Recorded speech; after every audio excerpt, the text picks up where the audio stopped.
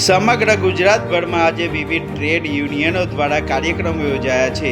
ખાસ કરીને આંગણવાડી બહેનો વેતન મુદ્દે વિરોધ તેજ બન્યો છે, ત્યારે ગુજરાત હાઈકોર્ટ દ્વારા આંગણવાડી બહેનોને 24,800 રૂપિયા અને હેલ્પર બહેનોને 20,000 રૂપિયા વેતન ચૂકવવાનો આદેશ આપ્યા છતાંય સરકાર દ્વારા અમલ ન થતાં હિંમતનગર ખાતે હડતાલ કરવામાં આવી હતી।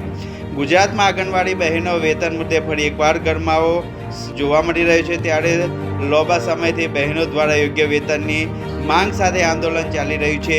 ગુજરાત હાઈકોર્ટ આદેશ આપ્યો છે કે આંગણવાડી કાર્યકર્તાઓને રૂપિયા 24,800 અને હેલ્પર બહેનોને 20,000 માસિક વેતન આપવામાં આવે। બહેનોનો આક્ષેપ છે કે હાઈકોર્ટના આદેશ બાદ પણ રાજ્ય સરકાર દ્વારા તેનો અમલ કરવામાં આવ્યો નથી। આ ઉપરાંત FRC લાગુ કરવાની પ્રક્રિયા સામે પણ બહેનોમાં અસંતોષ જોવા મળી રહ્યો છે। બહેનોની માંગ છે કે હાઈકોર્ટના આદેશનો તાત્કાલિક અમલ કરવામાં આવે અને FRC રદ કરવામાં આવે। આંદોલનકારીઓ દ્વારા હાઈકોર્ટમાં અરજી પણ યુનિયન દ્વારા જ કરવામાં આવી હતી અને હવે સરકાર દ્વારા આદેશનું પાલન કરવામાં આવે।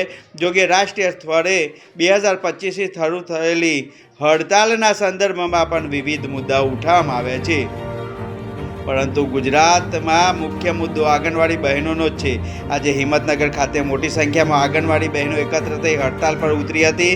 બસ સ્ટેન્ડથી રેલી સ્વરૂપે જિલ્લા કલેક્ટર કચેરી પહોંચી હલ્લાબોલ કર્યો હતો અને પોતાની માંગણીઓ પૂરી થાય ત્યાં સુધી આંદોલન ચાલુ રાખવાની ચીમકી ઉચ્ચારી હતી। સાબરકાંઠા જિલ્લાની વાત કરવામાં આવે તો આજ રોજ સાબરકાંઠા જિલ્લાના હિંમતનગર ખાતે મોટી સંખ્યામાં આંગણવાડી કાર્યકરો એકત્ર થયા હતા। બસ સ્ટેન્ડથી રેલી સ્વરૂપે જિલ્લા કલેક્ટર કચેરી પહોંચ્યા હતા, હલ્લાબોલ કર્યો હતો અને પોતાની માગણીઓ જ્યાં સુધી પૂરી ન થાય ત્યાં સુધી આંદોલન ચાલુ રાખવાની પણ ચીમકી ઉચ્ચારવામાં આવી હતી। ગુજરાતભરમાં હવે જે વિવિધ ટ્રેડ યુનિયનો દ્વારા કાર્યક્રમો યોજાયા છે, ખાસ કરીને આંગણવાડી બહેનોના વેતન મુદ્દે વિરોધ તેજ બન્યો છે।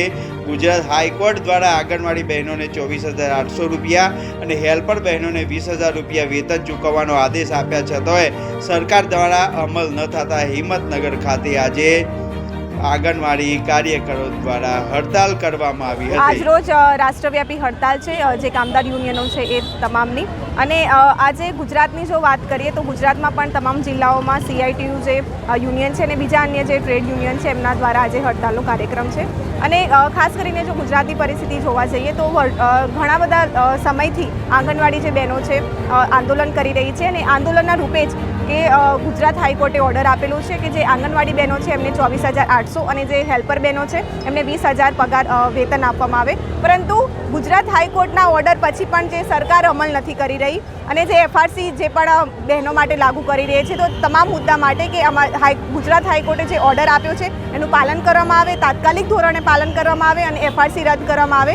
અને બીજી પણ જે ઓનલાઈન કામગીરી બહેનો સાથે કરવામાં આવી રહી છે, કોવિડના સમયમાં જો જોઈ લઈએ તો બહેનો સાથે કેટલું બધું કામ કરવામાં આવતું હતું અને SIRની કામગીરી પણ બહેનો ઉપર થોપવામાં આવી હતી, અને SIRની જ્યારે કામગીરીની વાત ચાલતી હતી ત્યારે બહેનો દ્વારા આંદોલન કરવામાં આવેલું, આ યુનિયન દ્વારા આંદોલન કરવામાં આવેલું, જેના કારણસર એમને કામગીરી ના સોંપવામાં આવી। તો જે ભૂતકાળમાં પણ જે સફળતાઓ મળી છે અને હાઈકોર્ટમાં જનારું પણ આ યુનિયન છે, તો આવનારા દિવસોમાં જ્યાં સુધી લાગુ નહીં કરવામાં આવે કે જે આંગણવાડી બહેનોને 24,800 અને જે હેલ્પર બહેનો છે એમને 20,000 જ્યાં સુધી વેતન નહીં આપવામાં આવે, FRC રદ કરવામાં નહીં આવે, ત્યાં સુધી આ જે આંદોલન છે એ ચાલુ રહેશે। અને આંગણવાડી બહેનોની સાથે સાથે જે રાષ્ટ્રવ્યાપી હડતાલ છે એ જે નવું વીજ બિલ છે 2025 જે VB જીરામજી મનરેગા હટાઈને જે VB જીરામજી કરેલું છે તમામ મુદ્દાઓ સાથે, પરંતુ ખાસ ગુજરાતમાં જોવા જઈએ તો આંગણવાડીનો મુદ્દો સૌથી મુખ્ય છે। તો એ મુદ્દા પર આજ રોજ હિંમતનગર ખાતે હડતાલ કરવામાં આવેલી છે આંગણવાડી બહેનો અને ટ્રેડાગર બહેનો દ્વારા।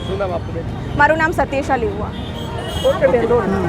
અમારી સરકારશ્રીને એક નમ્ર વિનંતી છે, આજે અમે આંગણવાડી કાર્યકરો તેડાગરો એક દિવસની હડતાલ પાડી અને અમારા પડતર મુદ્દાઓ સરકાર અમારા પૂર્ણ નથી કરતી અને અમારી જોડે અમને સરકારે ગવર્મેન્ટે કોઈ મોબાઈલ ફોન આપેલા નથી અને અમારી જોડે સમગ્ર ઓનલાઈન કામગીરી કરવામાં આવે છે, જેમાં પોસ્ટર ટ્રેકર છે, એમાં નવું AVT આવ્યું છે, પછી અમારી પાસે જે MMYનો સ્ટોક આવેલો છે જે સ્ટોક સડી જશે પણ સરકારે એના ઉપર OTP જાય તો લાભાર્થીને સ્ટોક મળવાનો છે, તો સરકારને આ બધું નથી દેખાતું અને અમારી બહેનો પર બહુ પડતું દબાણ કરવામાં આવે છે, બરાબર।